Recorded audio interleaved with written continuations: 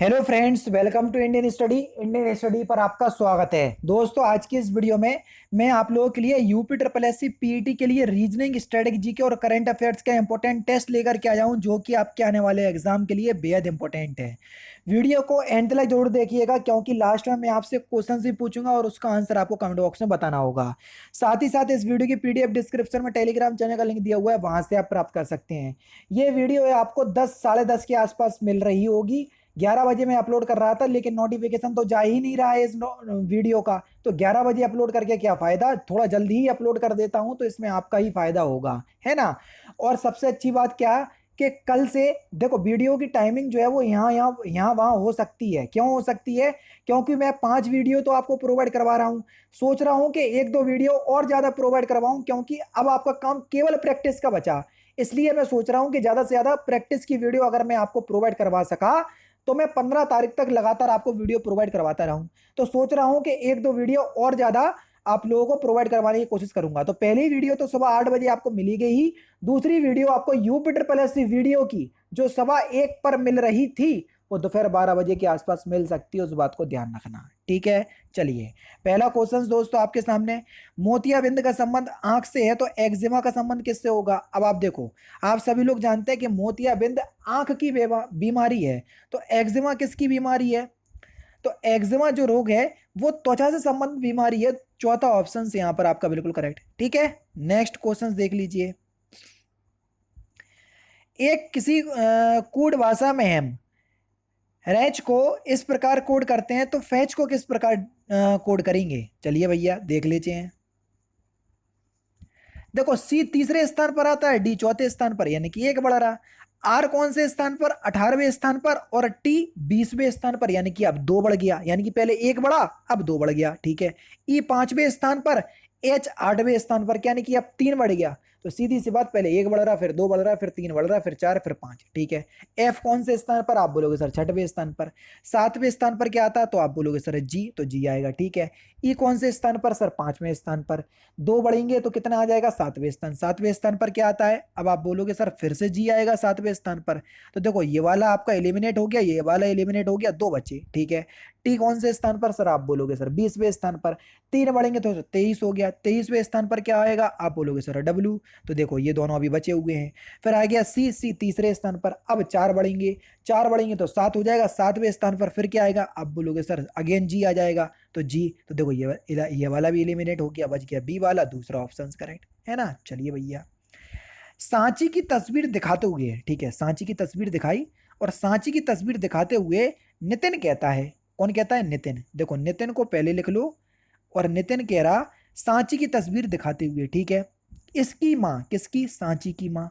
सांची जी है, सांची की कौन? माँ, ठीक है। इसकी माँ के पिता, इसकी माँ के पिता, यानी कि इसकी माँ के पिता, सांची की माँ के पिता, ठीक है।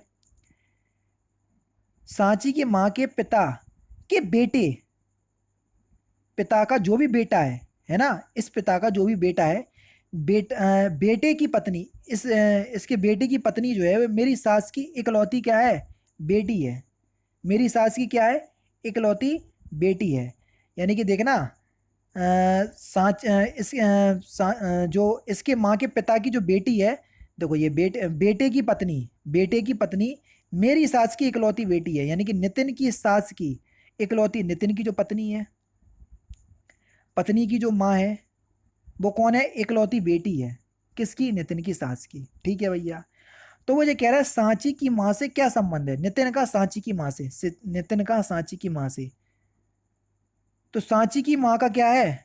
भाई है। कौन है? नितिन। तो यानी कि इसका ये बेटा है।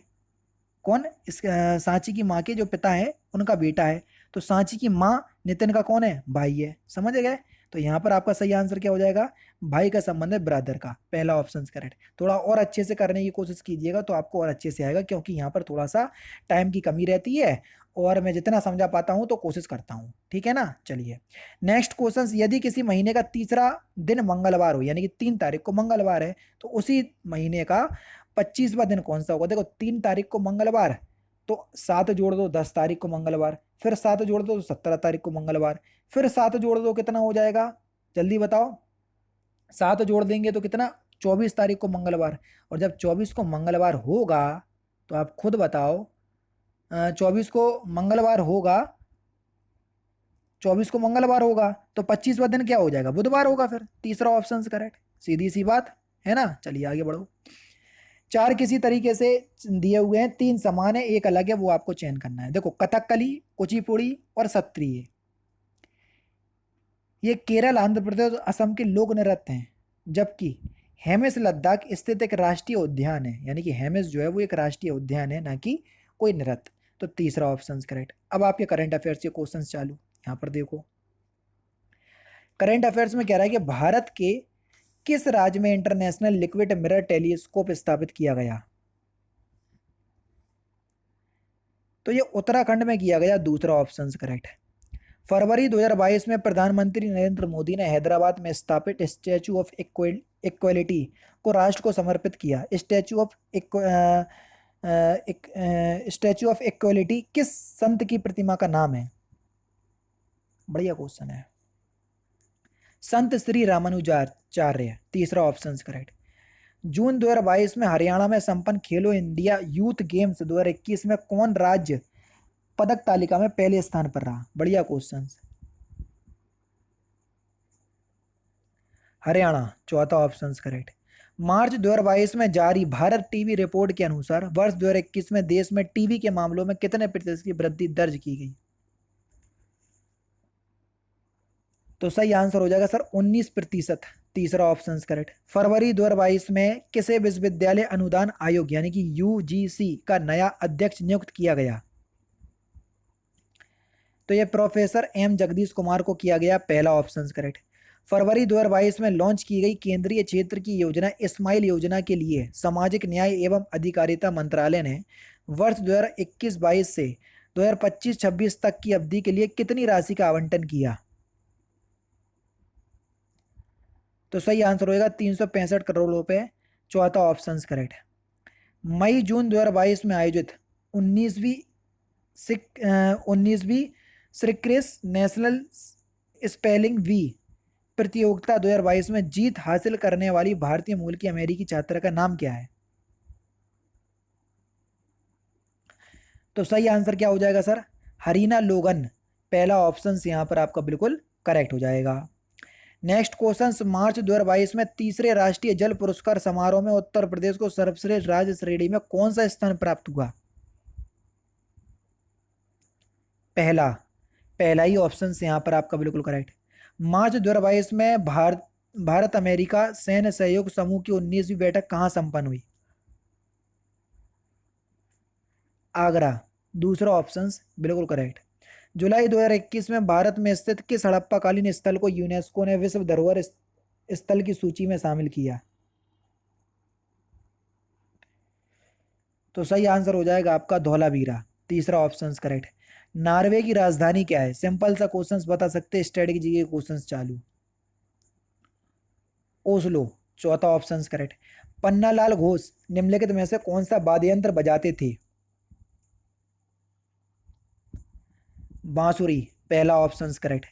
शंकर अंतरराष्ट्रीय गुड़िया संग्रहालय कहां पर स्थित है। नई दिल्ली में, पहला ऑप्शन करेक्ट। निम्नलिखित पुस्तकों में से किस पुस्तक का लेखन बारा मेहर ने किया है। व्रत संहिता, दूसरा ऑप्शन यहां पर आपका बिल्कुल करेक्ट हो जाएगा। ऑस्ट्रेलिया की राजधानी क्या है, सिंपल सा क्वेश्चन। तो सही आंसर हो जाएगा आपका कैनबरा, दूसरा ऑप्शन करेक्ट है। तमिलनाडु की संसदीय सीटों यानी कि राज्यसभा की संख्या कितनी है तमिलनाडु में। 18 है, तीसरा ऑप्शन करेक्ट। प्रधानमंत्री नरेंद्र मोदी जी ने प्रतिवर्ष कब वीर बाल दिवस मनाने की घोषणा की। 26 दिसंबर, दूसरा ऑप्शन यहाँ पर आपका बिल्कुल क्या हो जाएगा सर, करेक्ट हो जाएगा। पुस्तक 400 डेज के लेखक कौन है। चेतन भगत, तीसरा ऑप्शन करेक्ट हो जाएगा। ऑस्ट्रेलिया ओपन 2020 के पुरुष एकल का खिताब किसने जीता। तो ये राफेल नडाल ने जीता, राफेल नडाल ने ही जीता, चौथा ऑप्शन यहाँ पर आपका बिल्कुल क्या हो जाएगा सर, करेक्ट हो जाएगा। ऑस्ट्रेलियन ओपन 2020 का जो खिताब है ये किसने जीता?